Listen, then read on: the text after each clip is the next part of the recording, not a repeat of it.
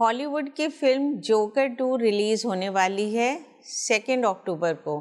तो जो लोग हॉलीवुड की फिल्म्स के फैंस हैं और देखते हैं तो उनको ये बात ज़रूर मालूम होगी। तो जोकर 1 में ऐसा क्या स्पेशल था कि जोकर 2 आने वाली है, लोग बहुत इंतज़ार कर रहे हैं। तो इसके लिए हम लोग डिस्कस करने जा रहे हैं। हमारे साथ है राहुल नारायण और यशवर्धन, जो फिल्म्स बहुत देखते हैं और हॉलीवुड की फिल्म तो स्पेशली बहुत देखते हैं। तो लेट्स फाइंड आउट कि जोकर 1 में क्या स्पेशल था। सो राहुल, जोकर 1 तुमने देखी, तो उसके बारे में ऐसा क्या स्पेशल है कि जोकर 2 भी आ रही है, लोग इतना इंतज़ार कर रहे हैं? ओके, सो जोकर 1 जो कैरेक्टर है जोकर उस पे बेस्ड है, और जिनको नहीं मालूम है तो ब्रीफ में बता देते हैं कि जो सुपर हीरो है बैटमैन, तो उस यूनिवर्स में सेट है, और उसका जो नंबर 1 विलन है, जो मेन विलन है, आर्च नेमेसिस कह सकते हैं, वो है जोकर। और ये सुपर हीरो फिल्म्स का जो फिनोमेना है बहुत पुराना नहीं है, पिछले 15 ईयर्स में ज़्यादा फिल्म्स बननी शुरू हुई हैं, बट क्योंकि अब इतना ज़्यादा ये पॉपुलर हो गया है, so now we are seeing कि इवन विलन्स पे भी फिल्म बन रही हैं, और उसकी जो पर्सनालिटी है उसको भी एक्सप्लोर किया जा रहा है। And joker being like one of the most popular characters, Batman, अगर मोस्टली लोग से पूछा जाए जो कि कॉमिक्स पढ़ते हैं सुपर हीरो के, या तो कार्टून देखते हैं या कॉमिक्स पढ़ते हैं, तो कहेंगे आपका फेवरेट विलन क्या है, मेजॉरिटी कहेंगे बैटमैन। और जो बैटमैन की कॉमिक्स पढ़ता है तो उसको obviously one of the favourite villain हो गया जोकर। सो क्योंकि जोकर इतना इम्पॉर्टेंट विलन है, इतना पॉपुलर विलन है, तो उस पर फाइनली एक फिल्म बनी थी जोकर, जो वरना वो उसके फिल्म पहले बैटमैन की जो फिल्म थी उसमें जोकर फीचर हो चुका था, बट पहली बार आई कि वो स्टैंड अलोन फिल्म थी जोकर पे, जो एक्सप्लोर किया कि how he became the villain that he finally became. तो उसकी स्टार्टिंग वो दिखाई, और क्योंकि हॉलीवुड एक बिजनेस भी है, उस फिल्म ने $1 बिलियन कमाए। सो फिल्म अच्छी थी, क्रिटिकली अक्लेम थी, लोगों को पसंद आई, फिल्म ने $1 बिलियन कमाया। सो ऑब्वियसली उसका सीक्वल बनना था, तो अब वो फाइनली सीक्वल आ रही है। Okay, right. ये in fact highest grossing R rated movie थी। यस, अंटिल अभी रिसेंटली दूसरी फिल्म डेडपूल एंड वुल्वरीन ने उसको डिथ्रोन किया, but before this R rated film, मतलब कि उसमें एडल्ट कंटेंट हो सकता है, वायलेंस और उस तरह के इश्यूज दिखा सकते हैं जो नॉर्मली बच्चों की फिल्म में नहीं होते हैं, but before until a few months ago वो नंबर 1 थी film, R rated film Joker. अच्छा, जोकर 1। तो इसका मतलब ये बच्चों के लिए नहीं है? नहीं, ये बच्चों के लिए नहीं है। ओके। तो ये जो जोकर 2 आ रही है ये भी आर रेटेड ही होगी? यस, हाँ, आर रेटेड है। मोस्ट प्रॉब्ली होनी चाहिए। तो इसके भी डायरेक्टर वही हैं जो जोकर 1 के हैं? टॉड फिलिप्स, हाँ, जो पहले कॉमेडी फिल्म्स बनाते थे, हैंगओवर, जो इंडिया में बहुत पॉपुलर भी हुई थी जितना मुझे याद है, लेकिन अब वो कॉमेडी मूवीज, अरे हाँ, उसका ये भी बताना भूल गया, जो हैंगओवर जिसका भी मैंने बात की है, वो भी highest grossing R rated comedy film थी वो। अच्छा, हाँ, ओके। तो इनका एक तरह से 2 बार एक तरह से अचीवमेंट रह चुके हैं, एक बार highest grossing R rated film बनाना और एक बार highest grossing R rated comedy film बनाना। मतलब इनको मालूम है कैसे एंटरटेन करना है, कैसे ऑडियंस को लाना है। तो जबकि दोनों बिल्कुल डिफरेंट जॉनर हैं, क्योंकि ये बहुत सीरियस फिल्म थी। ये सीरियस फिल्म थी, नाम जरूर को जोकर है इसका, और बना भी इसमें कॉमेडियन है, बट अपना में मूवी है, सीरियस फिल्म थी ये काफ़ी। और मैं ये कहूँगा कि जैसे जोकर, जैसे उनके लिए तो है ही, जो बैटमैन की कॉमिक्स पढ़ते हैं, मूवी देखते हैं, उनके फैन के लिए, उससे ज़्यादा मैं कहूँगा ये मूवी इंस्पायर्ड थी टैक्सी ड्राइवर और किंग ऑफ कॉमेडी से। ये दोनों फिल्म्स जो थी वो मार्टिन स्कॉर्सेज़ी नाम के एक फिल्म डायरेक्टर ने डायरेक्ट की थी, और उसके हीरो थे रॉबर्ट डी नीरो। दोनों फिल्म्स में? हाँ, दोनों फिल्म्स में। और ये अराउंड, वैसे ये कहोगे अच्छा थोड़ी डिफरेंट फिल्म्स थी दोनों, क्योंकि एक थी, एक टैक्सी ड्राइवर पे सेट थी जो कि न्यूयॉर्क में रहता है और थोड़ी इलीगल वर्ल्ड वगैरह से थोड़ी उसकी कॉन्टैक्ट्स रहते हैं, और king of comedy obviously comedian के ऊपर थी, बट कुछ चीज़ें सिमिलर थी जो कि इसमें भी फॉलो हुई हैं। जैसे एक तो हो गया कि जो मेन हीरो जो था वो लोनर टाइप का था और मिसअंडरस्टूड बाय द सोसाइटी था, एटलीस्ट उसको ये लगता था कि सोसाइटी उसकी बात नहीं समझ पाती है, उसको ख़राब तरह से ट्रीट करती है, इसी वजह से बहुत ही अंदर एंगर और वायलेंस उसके अंदर बिल्कुल वॉल्केनो की तरह उबलता रहता है। तो सिमिलर थीम मेरे हिसाब से इस मूवी में भी था। जोकर 1 जो थी उसमें भी था कि जो मेन अपना हीरो है आर्थर फ्लेक, वो एक कॉमेडियन है, लेकिन वो फेल्ड कॉमेडियन है, और इस वजह से उसकी जॉब अच्छी चल नहीं रही होती है। और एक बार होता है कि कोई टेलीविज़न होस्ट जो होते हैं, मतलब जो टॉक शो को होस्टिंग करते हैं, वो उनका वीडियो लेते हैं और उसका बहुत मजाक उड़ाते हैं, तो एक तरह नेशनल टेलीविज़न ऑडियंस के बीच में इनकी बहुत इंसल्ट हो जाती है, तो बहुत ही एंटी सोसाइटी वाइब्स इसके अंदर आ जाती हैं। ओके, तो मीन्स जोकर 1 में हम लोग देखेंगे कि एक विलेन कैसे बना। यस, तो ये एक उसकी मतलब लाइफ को टच किया गया है और कहाँ से बिगनिंग हुई है, फिर मतलब उसको दिखाया होगा बिगनिंग से, क्योंकि Yes. मैंने ये मूवी नहीं देखी है, तो इसमें कैसे इसको टच किया उनकी लाइफ को।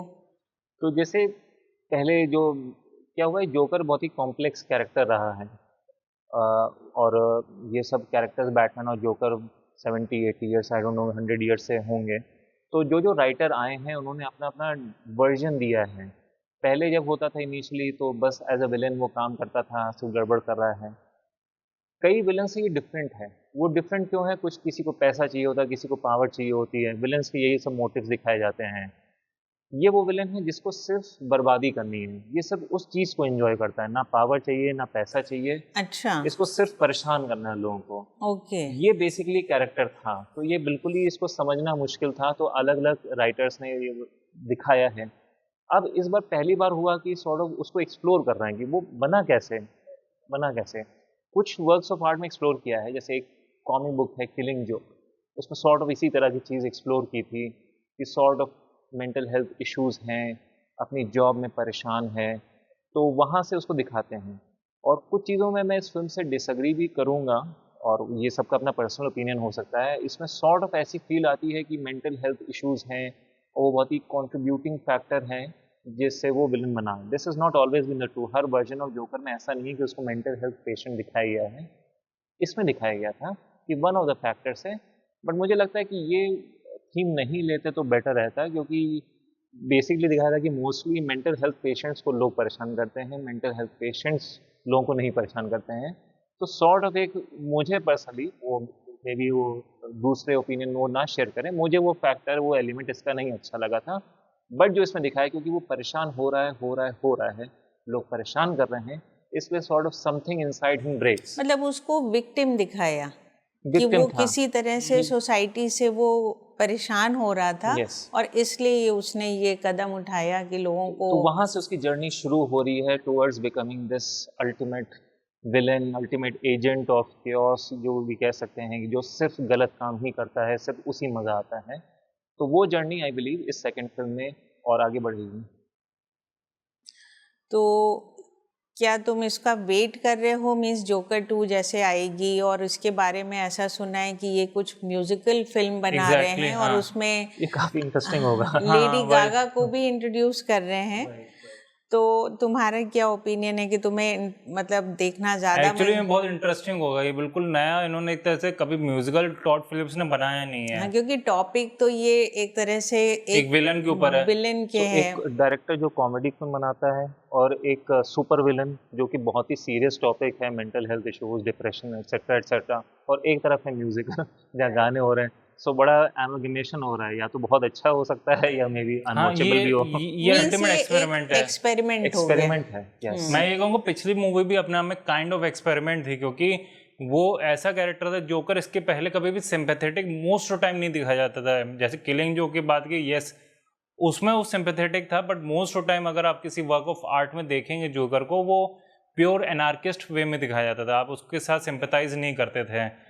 पहली बार हुआ था, आपने सिंपैथाइज किया था, वो भी एक्सपेरिमेंट मे भी बैकफायर कर देता था, बट वो बैकफायर उल्टा इतनी बड़ी हिट हुई। उस वक्त मुझे याद है फेनोमिना थी वो जोकर, जब मूवी आई थी, काफ़ी लोग एक्चुअली में रिलेट कर पाए थे, क्योंकि उन्होंने ऐसे ऐसे टॉपिक को टच किया था जिसके बारे में ये कह सकते हो मेन स्ट्रीम मूवीज उतना टच नहीं करती हैं। मेन स्ट्रीम मूवीज नहीं, नॉर्मली जिनको आर्ट फिल्म कह सकते हैं, वो जो film festival normally mental health issues, depression को टच करती हैं। ब्लॉकबस्टर फिल्म्स में इतने सीरियस टॉपिक्स नहीं होते हैं, बट इसमें थे। हाँ, इसलिए मुझे लगता है लोगों और इसलिए अच्छी लगी थी कि जो उनको लगा कि अच्छा फाइनली कोई मूवी आई जिसने मेंटल हेल्थ को एड्रेस किया, लोनलीनेस को एड्रेस किया, यहाँ तक कि पॉवर्टी को भी किया। तो इसलिए वो मूवी इसमें काफ़ी इनफैक्ट और सोशल इश्यूज है जो अच्छे से उन्होंने टच किया था। मीन्स लोगों ने इससे अपने को रिलेट किया किसी ना किसी यस, रीजन उस की वजह कैरेक्टर की से। इतने डेप्थ में चले गए क्योंकि वो कैरेक्टर स्टडी थी, बेसिकली पूरी फिल्म सिर्फ कैरेक्टर स्टडी थी। और इनफैक्ट बैटमैन का वर्ड जो है, लोग का अगर कहा जाए, मे बी कुछ लोग कहेंगे स्पाइडरमैन उनका फेवरेट है, बट आई थिंक मेजॉरिटी कहते हैं बैटमैन फेवरेट है। और वो क्यों है? क्योंकि वो रिलेटेबल है। क्योंकि बैटमैन के पास कोई पावर नहीं है, सुपर पावर, वो उड़ नहीं सकता है, उसका कोई स्ट्रेंथ नहीं है, वो तेज भाग नहीं सकता है, is a normal guy right. जो कि अपनी स्किल्स को इम्प्रूव करके, स्ट्रेंथ को इम्प्रूव करके, गैजेट्स को, और बेसिकली उसकी पावर है इंटेलिजेंस अगर कहा जाए, तो इसलिए बैटमैन फेवरेट होता है। जोकर क्यों है? जोकर के पास भी कोई पावर नहीं है कि वो ऐसे हाथ करेगा तो कुछ जला देगा, कुछ नहीं। तो अगेन वो भी नॉर्मल चीज़ें कर करके लोगों को परेशान करता है। और वो जो वर्ल्ड है, जो सिटी है जिसमें वो सेट है, वो भी अपने आप में कैरेक्टर है। जो गॉथम है वहाँ पे वो न्यूयॉर्क से इंस्पायर्ड था, क्योंकि न्यूयॉर्क एक टाइम पे बहुत ज़्यादा क्राइम रिडन हुआ करता था। स्पेशली 70s 80s में। तो इसमें भी उसी तरह का वो जो जब आप फिल्म देखते हैं ना, तो सिटी भी अपने आप में कैरेक्टर, लाइक लग रहा है ये कौन सा सिटी है, इसमें कौन रहना चाहेगा। बट जो भी मेट्रोज में रहता है वो सॉर्ट ऑफ एक समझ सकता है कि मेट्रोज में बहुत नेगेटिव एलिमेंट्स भी होते हैं, बट लोग छोड़ भी नहीं पाते हैं। तो कई ऐसी चीज़ें होती हैं, जैसे आप टिपिकल देखोगे कि I don't know iron man, Superman, जो कि अगेन बहुत अच्छी फिल्म्स होती हैं, बहुत अच्छे बॉक्स अवार्ड देखते हैं, बट आपको वो एक डिफरेंट दुनिया दिखती है। ये ऐसा लगता है कि ये नॉर्मल लोग हैं, नॉर्मल प्रॉब्लम्स हैं और उससे डील कर रहे हैं, तो इसलिए कनेक्ट डिफरेंट हो जाता है। हाँ, क्योंकि आप उससे रिलेट कर रहे हैं तो नेचुरली आपका उससे ज़्यादा कनेक्ट होगा। और जो सुपर हीरोज होते हैं उनके लोग फैन हो सकते हैं, लेकिन उनसे कोई रिलेट नहीं कर पाएगा खुद Yes. को, तो डेफिनेटली वो तो फर्क हुआ ही। राइट, बैटमैन की ऐसे ओरिजिन स्टोरी सबको मालूम है। तो ये बात सही है कि जब हम लोग किसी कैरेक्टर से रिलेट करते हैं तो हमें वो कैरेक्टर ज़्यादा अच्छा लगता है। जैसे कि अगर हम बॉलीवुड की भी मूवीज़ देखें तो जब दीवार आई और अमिताभ बच्चन की इस तरह की फिल्म्स आनी शुरू हुई जो सलीम जावेद वाली हैं, तो उसमें क्या हुआ कि यहाँ की जो उस समय की यूथ थी उसने उस कैरेक्टर से अपने आप को बहुत रिलेट किया, और शायद ये भी एक वजह थी। और सलीम जावेद का भी इसमें रोल आता है कि उन्होंने इंडियन यूथ की साइकोलॉजी को समझा, जिसको उस समय बहुत गुस्सा भरी हुई थी, तो वो एक तरह से विजय से वो अपने को रिलेट कर पाए। तो ये तो बहुत इम्पॉर्टेंट है कि किसी कैरेक्टर से रिलेट हम लोग करें। तो इस तरह की जो मूवीज़, जैसे ये जोकर 1 एक नया मुझे सब्जेक्ट लग रहा है, तो क्या इस तरह की और भी मूवीज़ बनी हैं हॉलीवुड में? अच्छा। एक जैसे ऑब्वियसली टैक्सी ड्राइवर हो गई और किंग ऑफ कॉमेडी, जैसे ये मूवी खुद इंस्पायर्ड बाय थी।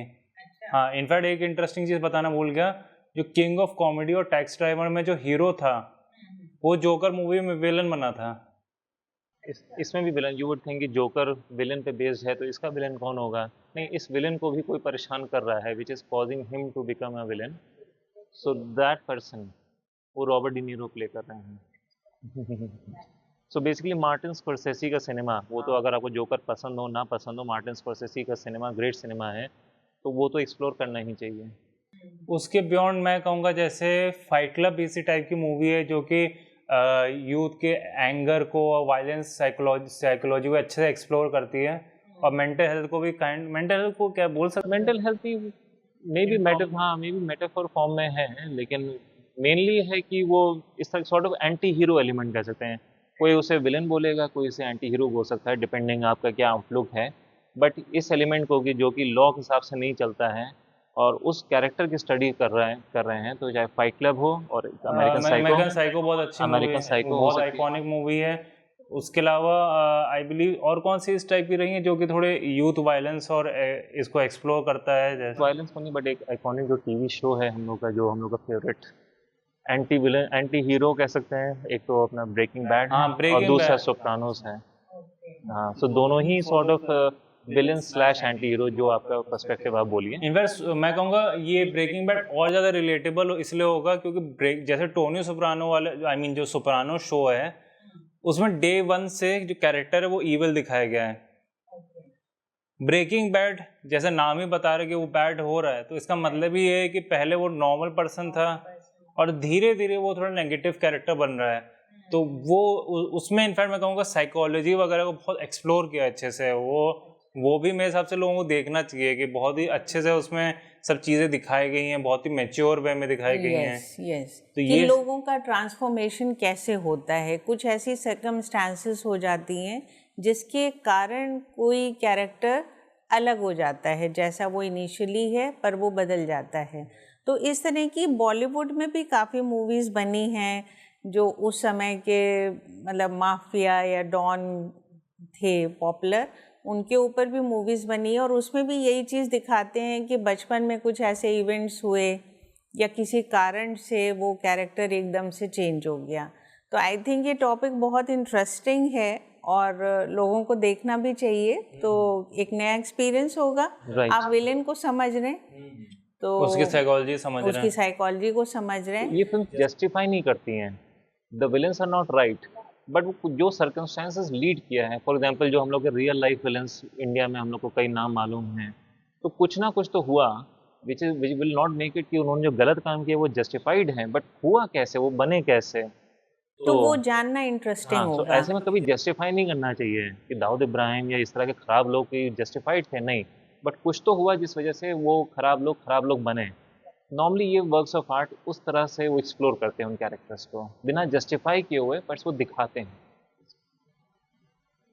तो मेरे ख्याल में हम लोग और ऑडियंस अभी बहुत ईगरली वेट कर रहे हैं कि जोकर 2 आए और उसको एक्सप्लोर करें। वो एक नया एक्सपेरिमेंट भी होगा जो कि म्यूज़िकल फिल्म है, लेडी गागा हैं तो बहुत से लोग उनके भी फ़ैन होंगे, तो वो भी वेट कर रहे होंगे। तो हम भी उसी का वेट कर रहे हैं 2 अक्टूबर का। तो आप लोग भी देखिएगा और कमेंट करके बताइएगा कि आप लोग के क्या रिव्यूज़ हैं उसके बारे में। और ये शो अगर अच्छा लग रहा हो तो इसको सब्सक्राइब करिए, चैनल को लाइक करिए और शेयर करिए। So thank you so much for watching. Thank you. Thank you.